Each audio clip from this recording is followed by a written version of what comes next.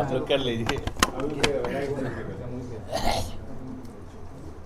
सभी को, आप सभी के चैनल के माध्यम से समस्त जमुई जिला की जनता, खासकर चकाई विधानसभा की जनता और पूरे बिहार की जनता को मैं अपना प्रणाम कहता हूं कि मैं सबसे युवा मंत्री अपने नीतीश जी के मंत्रिमंडल में रहा।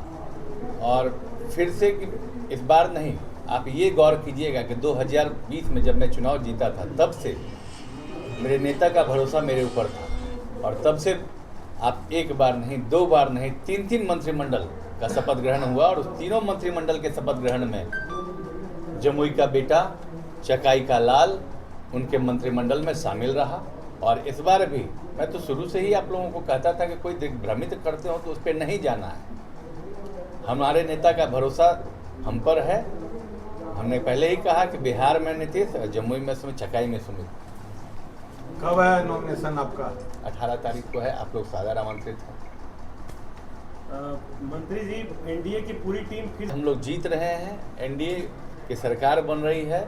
और हमने तो पहले ही कहा था कि 2025 फिर से नीतीश, 2025 225 यही नया रहेगा। पार्टी आया है जनसुराज, कितना असर डालेगा एनडीए पर?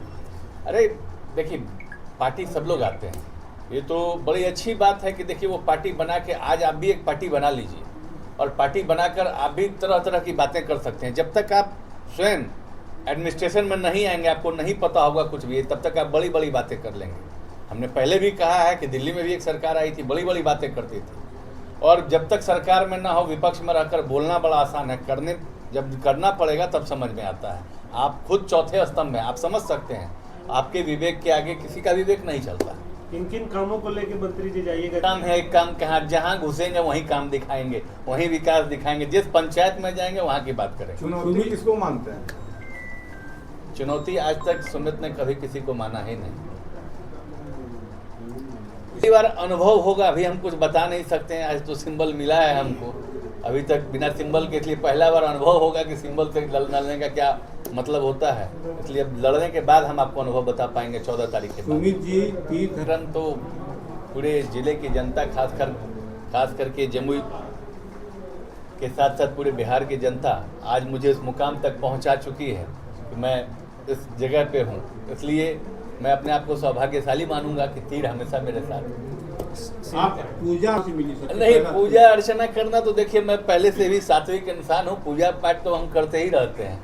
पूजा करने के लिए हम बढ़े तब तक हमको फ़ोन आ गया हमारे राष्ट्रीय कार्यकारी अध्यक्ष जी का कि सुमित जी तैयारी कर लीजिए, आपको चुनाव लड़ना है। ये जिस दिन मैं पूजा करने जा रहा था उसी दिन की बात है। तो लोग कहते हैं विपक्ष क्या कहते हैं, ये वही नीतीश कुमार हैं जो 44 डिग्री टेम्परेचर से लेकर -4 डिग्री के टेम्परेचर में भी पूरे बिहार का भ्रमण करते हैं। इसलिए बोलने वाले को बोलने दीजिए, काम करने वाला इंसान काम कर रहा है। अभी सीट शेयरिंग पर पूरा चल रहा बवाल के नीतीश जी जो है पूरा गरम है, नाखुश दिख रहे हैं, इस तरह की चर्चा पूरा चल रहा है। क्या कहना चाहते हैं? नहीं, ये आपको किसने बताई? ये सूत्र कौन थे आपके यहाँ? खाली ये बताइए। चिराग पासवान जो सीट शेयरिंग हुआ है। नहीं, हम लोग वहाँ पे थे, हम लोग को तो ऐसा कुछ नहीं दिखा। अब आप बताइए आपका सूत्र उपेंद्र कौन? कुशवाहा ने कहा है कि नथिंग इज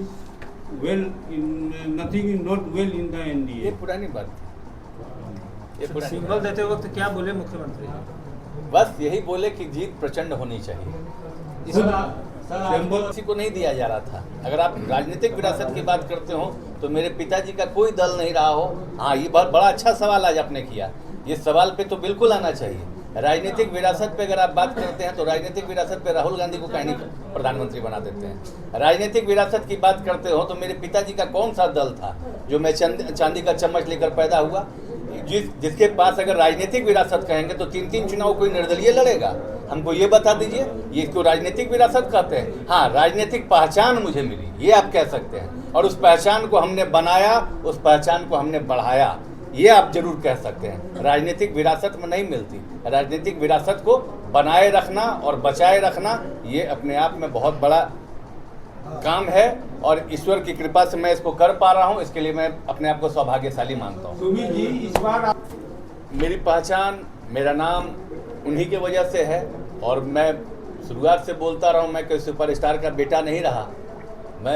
मेरी पहचान यही है कि मैं नरेंद्र सिंह जी का बेटा, स्वर्गीय श्री कृष्ण बाबू का पौत्र, यही मेरी पहचान है। और इसी पहचान की वजह से लोगों के बीच में मैं गया, तो मुझे 2010 में लोगों ने पहली बार टीका लगाया। उसके बाद जो कीर्तिमान उन लोगों ने स्थापित किया था, जो विश्वास उन लोगों ने हासिल किया था, जिसकी वजह से लोगों ने मुझ पर भरोसा किया, उस विश्वास को मैं आगे बढ़ाने का काम कर रहा हूँ। बस यही। भावुक हो रहे हैं आप, कमी करने की लगता है पापा। देखिए, ये कमी तो कोई पूरा